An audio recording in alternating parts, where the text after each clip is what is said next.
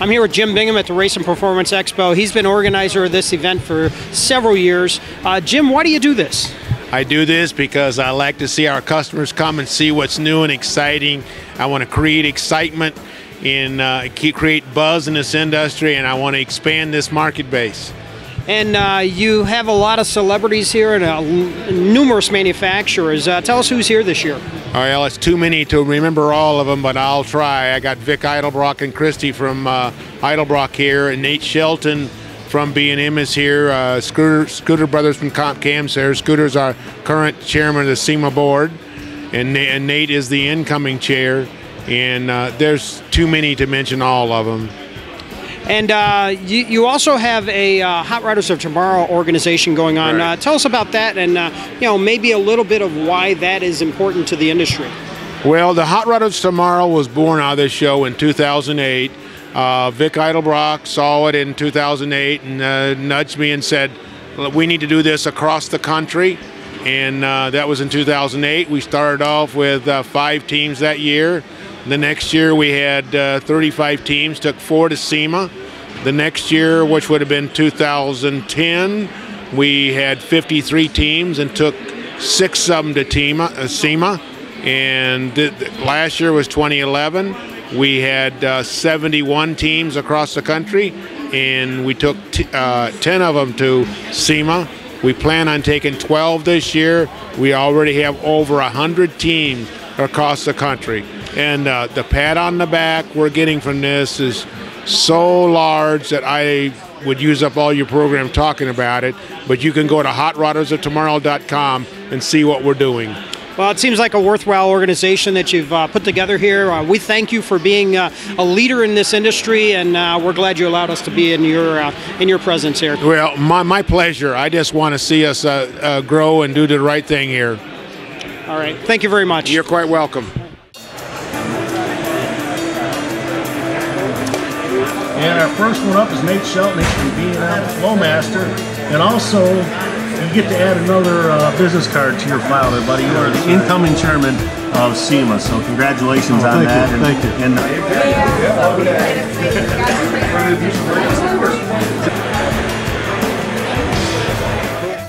We're ready. I'm here with Randy Henning at the Race and Performance Expo 2012. Randy, owner of Great Lakes Dragway. What do you have planned for the season that's new and exciting? Racing, racing, racing, and no drama, drama, drama. Just fun, fun, fun at Great Lakes Dragway. All right, I understand you've got quite the show planned for the your standard Nitro Streetcar Brawl. Who you having run this year? We're having all the same regular people running this year, plus we're going to add a few, but we're not going to announce them until very shortly before the events. Okay, when is the track opening? Track will be opening the last weekend of March and the first weekend of April, which is like Friday, Saturday, and Sunday, March 30, 31, and April 1. Okay, and you always have specials for that? What kind of racing you got going on? Everybody's invited to come out and test and tune. We're going to pour 100 tons of glue on the track, so it's going to be sticky as heck, and we're going to have a race for free, pay spectator fee only. And I've heard people here today tell me that this is the first year that they're going to make it because it's been warm enough in their garages to work on their cars all winter long without having to add too much heat. All right, well, we're excited for you. We can't wait to be out there, and we're looking forward to a brand new 2012 season with all the action that Great Lakes Dragway has to offer. It's going to be the best year we've seen in the last 5 years, so don't miss out. Let's get out there early and race often. Thank you very much.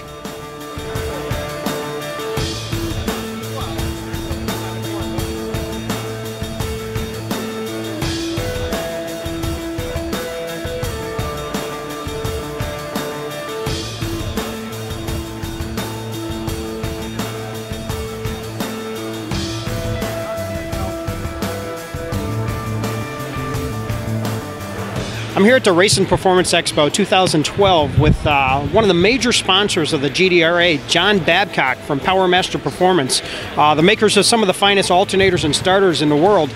John, why are you sponsoring the GDRA? GDRA is a strong local group. We manufacture locally, ship worldwide. We want to be involved locally before we spread ourselves out all over the rest of the country. And we like what they bring to the table. The classes, the people, the cars, we like all of it. So the representation the GDRA is giving you has been a good match for the local economy and the local marketplace. Is that correct? Absolutely. It's a way to be in the local market. It's a way to help local guys. The plan is here. We always invite everybody to stop over, see Made in USA product. I mean, we're proud of it, and we know it works, and we know we can help the racers. So that's why we like to be locally first and then spread out from there. Well, we're proud of you being here and manufacturing here in the good old USA, and we're thankful that you are supporting the local racers in this respect. We'd like to see more companies like you and out here doing what you do best. We do appreciate being a part of it. We want to be a bigger part of it. And we were really glad that we got involved with GDRA on the front side of it. We like that a lot. Well, thank you very much, and it's good to see you, John. Thank you.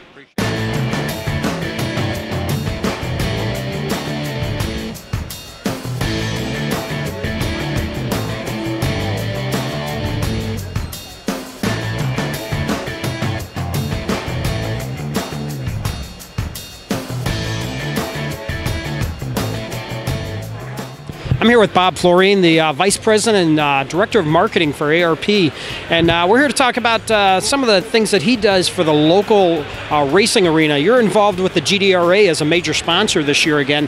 Why are you still with the GDRA? What they do for you? GDRA is a great program. They offer a cash payout to the racers to come in and race at their local events. It's a good grassroots operation. It's definitely an exciting group, definitely exciting racing. Going to make it out to one of the events this year? Oh, hopefully. I'd like to make it to all of them, but we'll see what we can do. All right. Thanks, Bob. I hope you have a great show, and right. Thanks for talking with us. Thank you.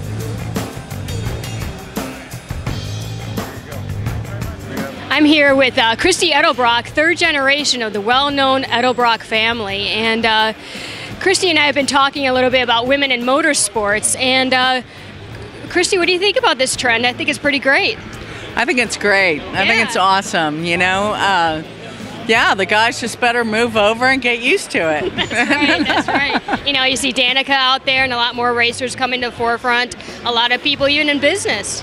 Right, right. Mm-hmm. You know, the kids here with the Hot Rodders of Tomorrow Engine Challenge, high school auto shop kids that are tearing down and rebuilding a small block Chevy against the clock. In fact, there are girls over there competing, and they're doing a fine job. The winner last year from the showdown at SEMA has a girl on the team. Her name is Eileen. Awesome. She's the one that's down there underneath the engine the whole time. Good for her. And just does an amazing job. Well, it's been really nice to talk with you today, and I hope you're having a good time. Thank you. It's a great show. Thank you. Thank you. Here at the Race and Performance Expo with a legend in drag racing, especially here in the Midwest, Arnie the Farmer Beswick. What's your schedule looking like for this year? You going to run a full season? Sure am. Pretty much the same as I'm not going to make the East Coast, the West Coast, Florida, and all those places anymore because of the fuel prices. But we'll hit the Midwest pretty hard. Probably about 10, or I should say 15 dates, right in the name of that. Now, last year you told me you were limited on how fast you can go. How fast are you going these days? Who told you I was limited? I go as fast as the car parts will handle it. Let's put it that way. All right. I got an engine in there that's been in there 20-some years, and the cylinder heads are getting a little bit on the shaky side. In fact, I got one at a repair shop today, or now, hoping that they will fix it. If not, I'm in the market for a Pontiac Pro Stock cylinder head, casting number 386. I need very bad. So anybody out here in the audience that knows where a old Pro Stock head made in the 1980s, early 1980s, 79 and 80, please give me a call. All right. Well, Arnie, it's always good to see you. We can't wait to see you on the track again, and we wish you the best of luck. Thank you, Mr. Dave, and thank you, Amy. All right, I'm here with Mike Hawley from Heights Hot Rod Shop, and he's partnered up with Alston Race Cars this year in putting a nice symmetry into both organizations to bring to market some of the best performance parts available. He's also got a third member here. It's a independent rear suspension. Tell us about this new product you have, Mike.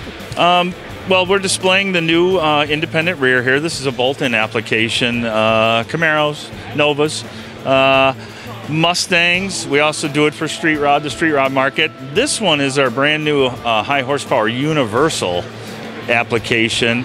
We'd like to challenge anybody and everybody out there. Find a car that this won't go into. That's kind of what's been fun and entertaining, is listening to the different kinds of cars that people are putting this thing into. So, you know, that's kind of what we're doing here in this booth, is just kind of showing it off and letting guys take a good look at it. Tell us about the value of independent rear suspension as compared to the conventional straight axle systems. Well, I'm a sales guy, Dave. Come on. To be honest with you, if a straight axle was that great, it'd be in a new Corvette. I mean, let's talk about it that way. It's all about handling. You hit a bump with the right rear tire, the left rear tire doesn't move. The car's going to be more stable on the ground. It's going to handle better. And take it from me, I drive one of these cars all day long with this in it, and it's fun. The inboard disc brakes, that's a conventional setup on some of the late model vehicles. Is that of great value compared to an outboard brake system? Well, there's two schools of thought there. When the brakes are closer to the third member, this is where all the inertia is generated. So the closer they are to it, the better the quicker the car is going to stop. However, some people would argue that there's also a big heat source here, and they could overheat. We haven't had any issues with it. We enjoy it. People seem to love it. So where can we find more information on these products? Well, you can go to our website, heights.com, or 800-841-8188. Just make sure you don't ask for me. Hi, I'm Mike Ruth. We're here at the Race and Performance Expo. I'm here with Jay Harris from ISIS. We introduced our brand new switch panel system. It's something that's going to revolutionize, we feel, wiring in a drag race car.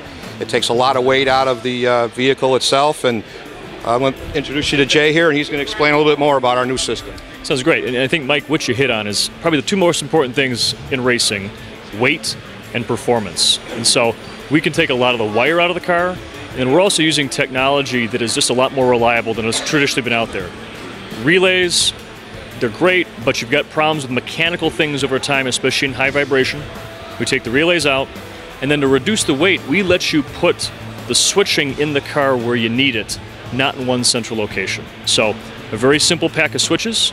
All those switches are connected back to what we call our master cell, just through a little data cable. So again, instead of a discrete wire for every switch, it's two little wires in a bundle. And then that goes to the master cell, where you can connect in other inputs for your trans brake, line lock, whatever switches you need can go to the master cell, and then you put the power cell. Power cell's the output, where all the switching happens. You put it in the car where you need it. All right, so if you look at the switches, very simple. We can laser engrave these in where we need it. And there's no mechanical contact here in the switch. It's all optical, which means two important things. First off, you can immerse these switches in water and not worry about damage. But more important, there's, again, no mechanical contact that you have to worry about vibrating apart under severe tire shake or just over time. You have to worry about those contacts failing. So again, the whole goal, in a very simple small package, we can carry 25 amps per output. And that's going to cover the majority of everything you have here in the car. And if you do have some loads that need more than 25 amps, you can actually pair them together. Let's say you've got a really high flow fuel pump, or you've got a really big cooling fan. We can cover that without having to add external relays. All right, well, thanks very much for getting involved with us, and thanks for explaining to everybody here at ARS-TV. You saw it here first, folks. Great, thanks, Mike.